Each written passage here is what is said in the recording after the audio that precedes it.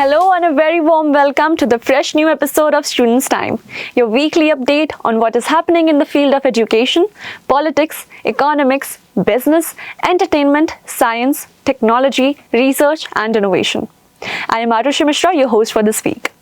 Today's episode will be about a documentary which is highlighting an issue that the world is facing. Green hydrogen, the future of energy, a documentary dedicated to explore the potential of green hydrogen as a clean energy source for the future.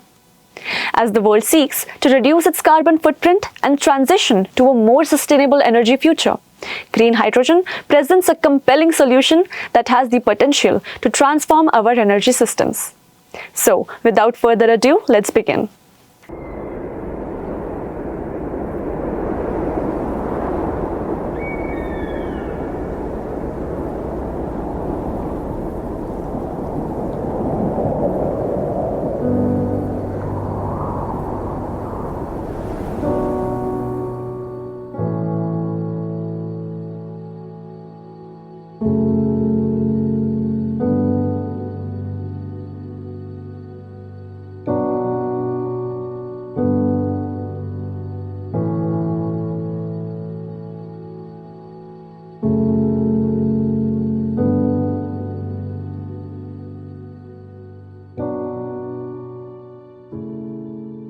Energy production is one of the biggest contributors to climate change, and the need for clean energy has never been more urgent.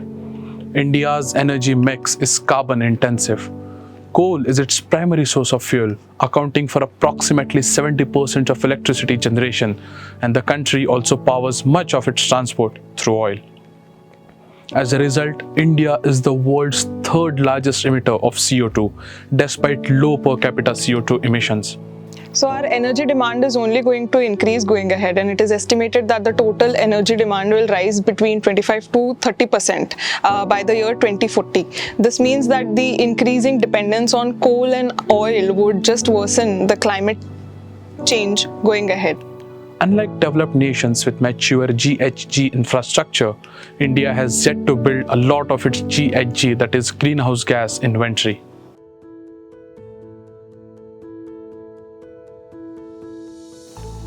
Hydrogen has emerged as a promising solution with the potential to revolutionize the energy industry and reduce carbon emissions.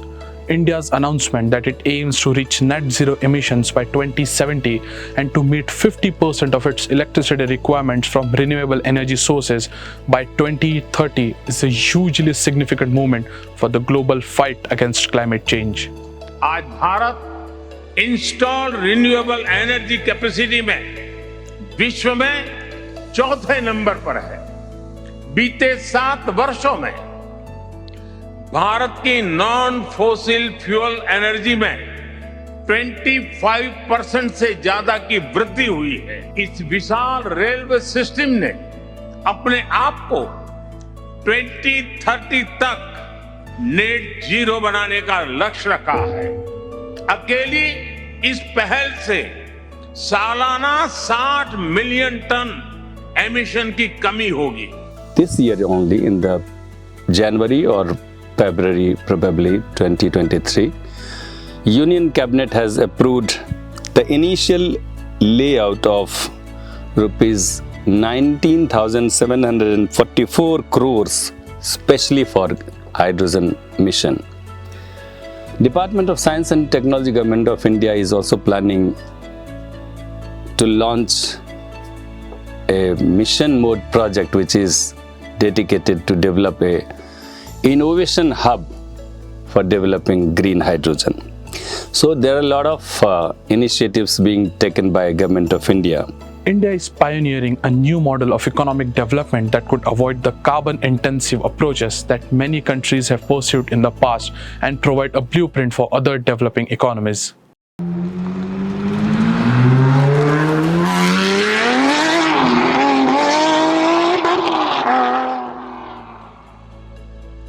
Hydrogen fuel cell vehicles are becoming more common, with major automakers investing in this technology. Hydrogen fueling stations are also being built, making it more accessible to the public. Road Transport and Highway Minister Nitin Gadkari is one of the leading ministers who, since the starting of his term, has been supporting green energy. Renewable energy sources like wind and solar can be used to produce hydrogen through a process called electrolysis. Let's understand what exactly is hydrogen. So as we all know that hydrogen comes as compounds like in water, but when electricity is passed through water, through the process of electrolysis, then it splits. 2 molecules of hydrogen and 1 molecule of oxygen. Now, if the source of electricity is pure, means if it is renewable like solar or wind, then it is called green hydrogen. Electrolysis is a promising option for carbon-free hydrogen production from renewable and nuclear resources. Electrolysis is the process of using electricity to split water into hydrogen and oxygen. This reaction takes place in a unit called an electrolyzer. Electrolyzers can range in size from small, appliance-size equipment that is well suited for small-scale distributed hydrogen production to large-scale central production facilities that could be tied directly to renewable or other non-greenhouse gas-emitting forms of electricity production. Hydrogen can also be used as a feedstock in industrial process like refining and chemical production. Hydrogen is often touted as the fuel of the future, but hydrogen is already an important feedstock for the chemical industry. This review highlights current means for hydrogen production and use and the importance of progressing R&D along key technologies and policies to drive a cost reduction in renewable hydrogen production and enable the transition of chemical manufacturing towards green hydrogen as a feedstock and fuel. We are basically waiting when the world will move forward, we will follow the world. So to bridge that gap, we need to be the leader. And उसके लिए R&D में बहुत खर्चा होता है, millions and millions of rupees जाते हैं, कई बार सालों तक कोई आउटकम नहीं आता है. So हमारी ऑलरेडी इकोनॉमी में इतने सारे पॉकेट्स हैं जहाँ पे इतनी ज़रूरत है कि R&D वाला पार्ट बहुत लैक करता है. तो टेक्नोलॉजी एज सच नहीं, बट रिसर्च एंड डेवलपमेंट में अगर हम कुछ ग्रोथ ऐसी कर सकते हो तो we can lead the green hydrogen race. The chemical industry is at the core of what is considered a modern economy. It provides commodities and important materials like fertilizers, synthetic textiles, and drug, supporting economies and more broadly our needs. The chemical sector is to become the major driver for oil production by 2030 as it internally relies on sufficient oil supply. In this respect, renewable hydrogen has an important role to play beyond its use in the transport sector. And we all know that hydrogen is right now quite dearer, not cheaper, but we also know that once it is produced in mass, then it becomes quite cheaper and quite safer, pure form of energy. The future of energy is in our hands, and the hydrogen is one of the most promising solutions. With continued investment and innovation, we can create a cleaner, more sustainable world for generations to come. Hydrogen and energy have a long shared history, powering the first internal combustion engines over 200 years ago to become an integral part of the modern refining industry. Shifting completely to green hydrogen aligns very well with our intention to meet sustainable development goals going ahead. For example, under the goal 3, which is all about good health and well-being, use of green hydrogen will help in reduction of pollution and improve human quality of life. Secondly, goal 11, which is all about sustainable cities and communities. Under this, the use of hydrogen fuel can prove a huge substitute for the fossil fuel, which is just causing a mass destruction and a lot of climate change. Under goal 13, use of hydrogen fuel further aids in reducing rising temperatures due to the excessive greenhouse gas. But for hydrogen to make a significant contribution to clean energy transitions, it needs to be adopted in sectors where it is almost completely absent, such as transport, buildings, and power generations. India is not concentrating green hydrogen to its country, its own country's demand.